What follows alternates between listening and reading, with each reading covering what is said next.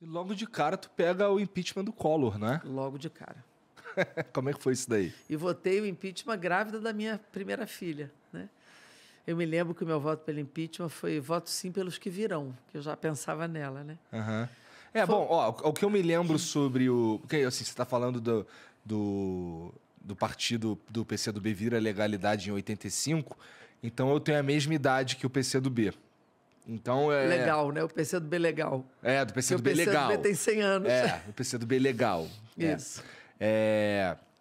Nesse sentido, na época do impeachment, eu era só uma criancinha, eu nem lembro direito, sabe? O que aconteceu ali? Bom, ali que aconteceu que houve uma grande construção para fazer a agenda que o capital financeiro queria que o Brasil seguisse. Porque, veja, quando nós aprovamos a Constituição, promulgamos a Constituição em 88, e aquele texto foi aprovado, ele foi aprovado na explosão do final da ditadura militar, né? Acabou a ditadura militar, num colégio que era deles, que era o colégio eleitoral, não foi numa eleição direta, né? E logo depois foi convocada a Constituinte. Então, havia uma demanda represada, né, por direitos civis, por direitos fundamentais, por uma saúde universal, por uma educação pública com recursos, por reforma agrária, por uma série de demandas que a ditadura não permitiu, por liberdades, inclusive, que explodiu ali, naquele texto. Mas ele foi na contramão de um movimento internacional que já tinha Ronald Reagan, já tinha Thatcher, já tinha o Chile virando para o neoliberalismo com pós-Pinochet, já tinha com Pinochet, né, já tinha uma virada internacional a partir de uma visão econômica neoliberal, e o Brasil foi na contramão, a Constituição brasileira foi na contramão do que já vinha de um tsunami internacional. Então, você veja que quando o Collor entra, ele entra, um ano depois a Constituição começa a ser mudada.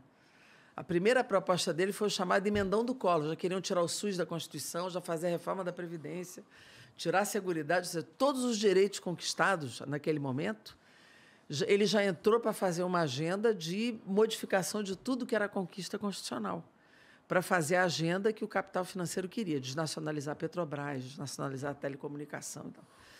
Só que ele não teve competência para isso, né? Para articular aquilo tudo. E, além disso, teve a chamada... Ele fez a ação da chamada corrupção do PC Farias de baixa intensidade, vamos dizer assim, né? Porra, baixa intensidade? Aquela corrupção, vamos dizer assim, mal articulada. Tá, né? Não tinha tanta experiência galinha, assim para né? ser um puta corrupto, entendi. Aquela armação que foi feita ali do PC Farias, aquela coisa que foi denunciada. Foi o irmão dele Depois que ele foi absolvido, né? no STF, não sei se você lembra disso. Não lembro. Depois foi tudo arquivado, mas naquele momento a CPI apurou uma série de problemas. Teve uma CPI, teve um processo, denúncia do irmão, aquela coisa do Elba, do carro, a casa da Dinda. Sim. Teve uma série de denúncias levantadas, né? E a CPI apurou, mas ele cai, na verdade, porque ele não foi suficiente para estruturar a agenda que o capital financeiro queria. E tu? Aí eles elegem Fernando Henrique Cardoso, que aí construiu aquela agenda de começar a desnacionalizar e mudar a Constituição. Tá, mas aí, nessa época daí do Collor, tu tinha acabado de chegar lá. Acabado de chegar. Mas... foi o primeiro presidente que eu topei, assim. Né? Foi também, eles foram eleitos juntos, não é? Foi. E na aí, mesma eleição. Daí vocês... juntos é foda, né? Mas na mesma eleição, né? Daí você chegou lá e tava vivendo... Não, na verdade não foi. Ele foi eleito em 89, que foi eleição solteira. Foi eleição solteira. Que Lula foi para o segundo turno com ele. Não foi a mesma eleição. A nossa eleição foi um ano depois. Foi em 90. Tá, então desculpa. Uma eleição solteira em 89. Ele assume em 90 e nós assumimos em 91. Tá. Aí tu chegou lá, tá rolando tudo isso daí, tu tá olhando de perto, não sei o quê. Enfrentamento, oposição. O tempo inteiro? O tempo todo.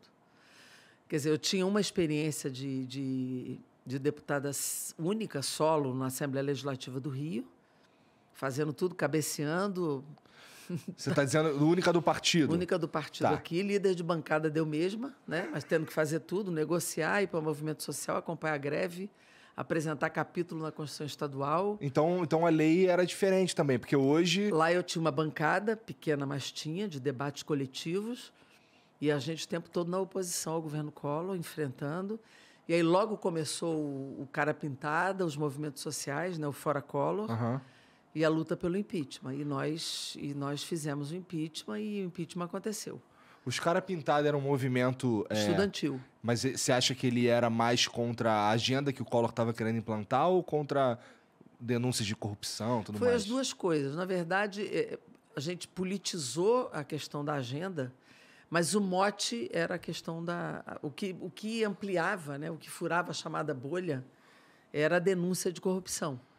Mas o setor mais politizado entendia que estava incluída a questão da agenda. Tá. Mas o mote constitucional de ferir a Constituição não era a agenda política, porque ali era um projeto de governo.